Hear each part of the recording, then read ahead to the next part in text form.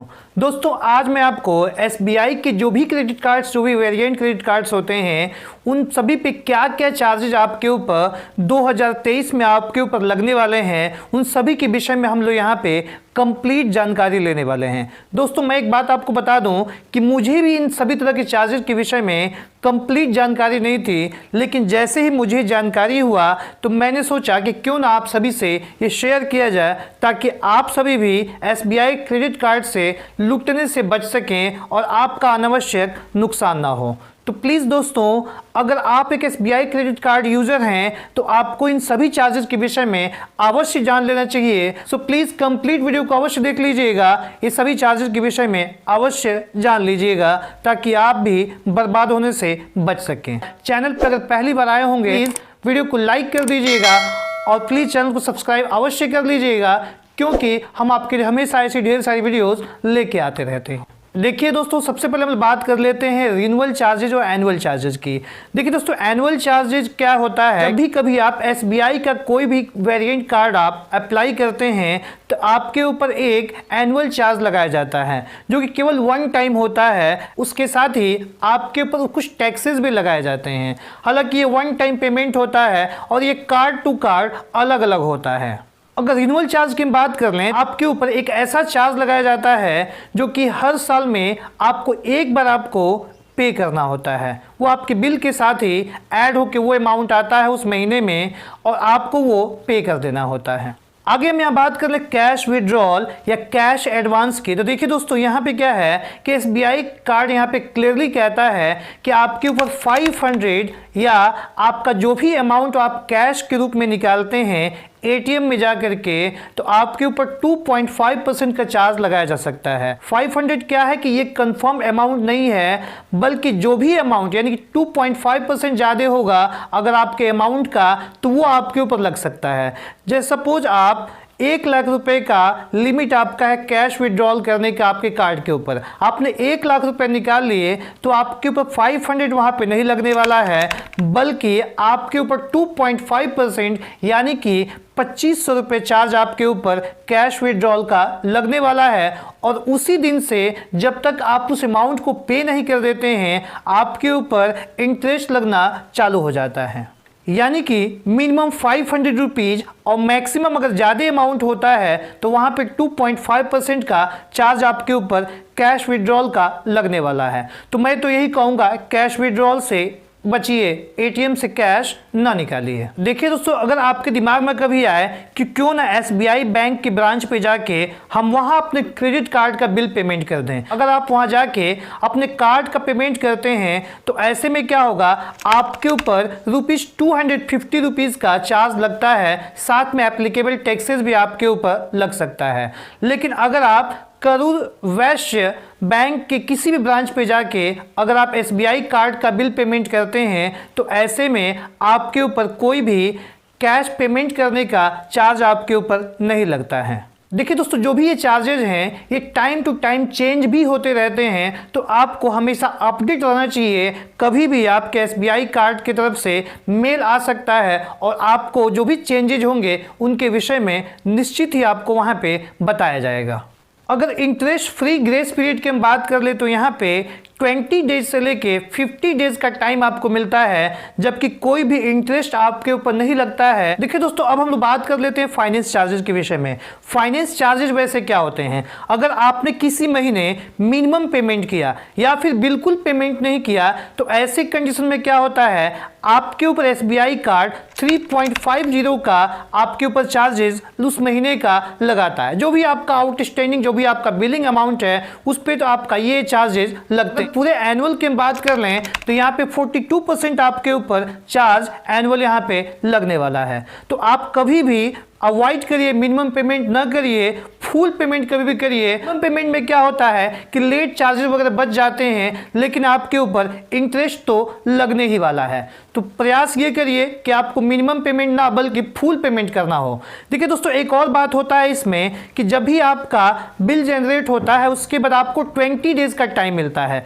20 days के अंदर में आपको वो अमाउंट पे करना होता है। लेकिन मैंने आपको प्रीवियस हमेशा वीडियोज में अपने बताए हुए हैं कि आप 20 डेज का वेट मत करिए बल्कि आप आपका जो भी लास्ट ड्यू डेट है उसके 3 या 4 दिन पहले आप पेमेंट कर दीजिए, क्योंकि आपके कार्ड में वो अमाउंट एडजस्ट होने में 3 से 4 वर्किंग डे कई बार लग जाते हैं। देखिए दोस्तों, मान लीजिए कि आपका आउटस्टैंडिंग जो बैलेंस आपका है 5000 रुपीज है और आप एकदम फिक्स कर लिए कि आप हर महीने मिनिमम अमाउंट ही पे करेंगे, और सपोज आपका मिनिमम आपको अबाउट 200 रुपीज पर महीने आता है, तो अगर चार्जेस वगैरह सब कुछ जोड़ लेंगे तो 5000 का अमाउंट आपको पे करने में पूरे आपको 44 मंथ्स का टाइम लग सकता है। तो प्लीज इसीलिए मैं कहता हूं कि मिनिमम अमाउंट को अवॉइड करिए, हमेशा फुल बिल पेमेंट अपना किया करिए आप लोग। मिनिमम अमाउंट फिक्स कैसे होता है? देखिए, अगर आपके पास कोई चार्जेज आपके कार्ड पे नहीं लगा है, सिंपल केवल आपका आउटस्टैंडिंग बैलेंस है जो रिटेल आपका स्पेंड्स अगर वो केवल है,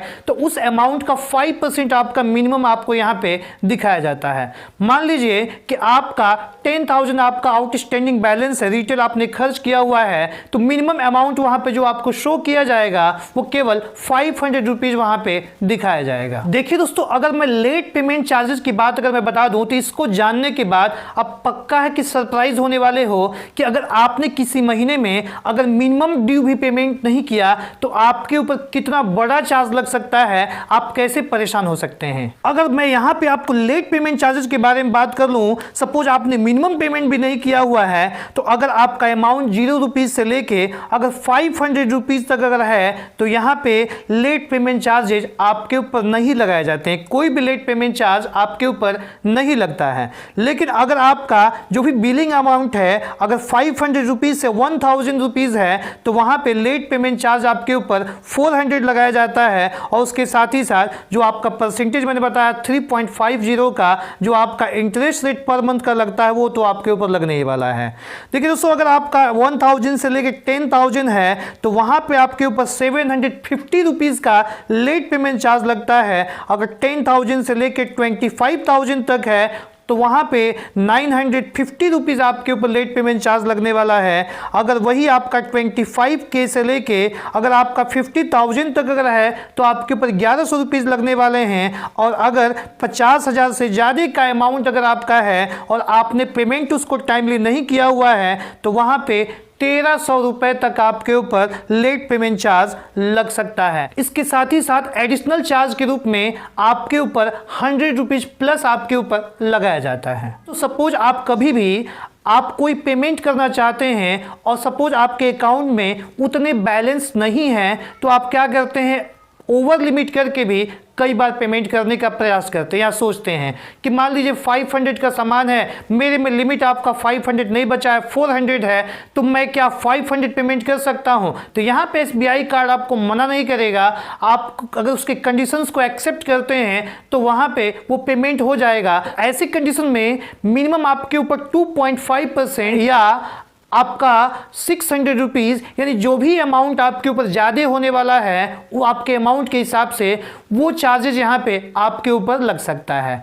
तो हमेशा ओवर लिमिट को अवॉइड करिए। अब हम बात कर लेते पेमेंट डिसऑनर चार्ज की। सपोज आपने अपने कार्ड से ऑटो डेबिट सिस्टम लगा के रखा हुआ है, जैसे ही आपके बैंक को कार्ड ने अटेम्प्ट किया वहां से पैसे काटने के लिए ऑटोमेटिक, और वहां पे आपके अकाउंट में वो बैलेंस मेंटेन नहीं है, तो इस कंडीशन में आपके ऊपर डिसऑनर चार्ज बैंक यहां पे लगा देता है। तो देखिए दोस्तों, डिसऑनर चार्ज जो यहां पे लगने वाला है वो आपका मिनिमम 2% आपके ऊपर लगने वाला है, या फिर 500 रुपीज़ का चार्ज लगने वाला है। जो भी अमाउंट हायर होगा वो आपके ऊपर चार्ज लगाया जा सकता है। तो हमेशा प्रयास ये करें कि ऑटो डेबिट से बचें, या फिर अगर ऑटो डेबिट आप नहीं लगाते हैं तो उस कंडीशन में ये भी काम करें कि आप टाइमली वहां पे अपने कार्ड का बिल पेमेंट कर दिया करें। आइए दोस्तों, कुछ और भी चार्जेस हैं जो कि आपके ऊपर यहाँ पे 2023 में लगने वाले हैं, तो आप उनको भी जान लें तो आपके लिए बहुत ही खास होगा। सपोज आपके कार्ड में रिवार्ड पॉइंट्स हैं और आप उसको रिडीम करना चाहते हैं, या फिर कैश में या किसी भी तरह के वाउचर में, तो वहाँ पे आपके ऊपर 99 रुपीज़ का चार्ज वहाँ पे लगाया जाता है। अगर सपोज आपका कार्ड लॉस्ट हो गया है, कार्ड आपने ब्लॉक करा दिया और उसके जगह पे कार्ड को रिप्लेस करके आप दूसरा कार्ड वहाँ पे चाहते हैं, तो वहाँ पे आपके ऊपर 100 रुपीज़ से लेके 250 रुपीज़ का चार्ज आपके कार्ड के अकॉर्डिंग लगाया जाता है। अगर हम चेक पेमेंट की बात कर लें तो चेक पेमेंट चार्ज जो यहाँ पे लगने वाला है आपके ऊपर, वो 100 रुपीज़ यहाँ पे SBI कार्ड आपसे लेने वाला है। अगर आप कभी भी फॉरेन करेंसी में कोई ट्रांजैक्शन करते हैं, सपोज आप दुबई चले जाते हैं, सऊदी अरेबिया चले जाते हैं, वहाँ पे जाके आप अपने कार्ड का ट्रांजैक्शन करते हैं फॉरेन करेंसी में, तो उस कंडीशन में आपके ऊपर 1.99% का आपके ऊपर चार्ज लगता है ऑरम कार्ड होल्डर्स के लिए या इलाइट क्रेडिट कार्ड होल्डर्स के लिए, और बाकी सभी तरह के कार्ड होल्डर्स के लिए यहाँ पे 3.5% का चार्ज आपको लगता है। तो अगर आपके पास ये दो कार्ड होंगे तो वहाँ कम चार्जेस लगने वाले हैं, वरना अगर अन्य कोई भी कार्ड है तो फॉरेन करेंसी में ट्रांजैक्शन ना करिएगा। उसके लिए आप फॉरेक्स कार्ड अप्लाई करके उस कार्ड को लेके जाइएगा और उसके बाद उस कार्ड का यूज करिएगा। देखिए दोस्तों, इसके पहले क्या था कि जब भी कभी आपको कभी कैश की आवश्यकता होती थी, रेंट पेमेंट के थ्रू आप उस पैसे को ट्रांसफ़र कर लिया करते थे। लेकिन अब क्या है कि अगर आप कभी भी रेंट पेमेंट करते हैं तो यहाँ पे प्रोसेसिंग चार्ज जो है आपके ऊपर 99 रुपीज़ यहाँ पे लगने वाला है। तो रेंट पेमेंट करने से भी अब आपको बचना चाहिए, वरना 99 रुपीज़ आपको तो पे करना ही होगा। तो कुल मिलाकर दोस्तों यही रहा SBI कार्ड के विषय में सभी तरह के चार्जेज। उम्मीद करते हैं आपको वीडियो पसंद आया होगा। और क्या आपके ऊपर कभी भी इसमें से कोई चार्ज लगा है या नहीं लगा है, या आपके ऊपर अगर कोई चार्ज लगा भी तो आपने कैसे उसको रिडीम किया, कैसे उस चार्ज से आप बचे, प्लीज़ अपना एक्सपीरियंस भी यहाँ पे शेयर अवश्य करिएगा। So thanks for watching this video. Thank you very much.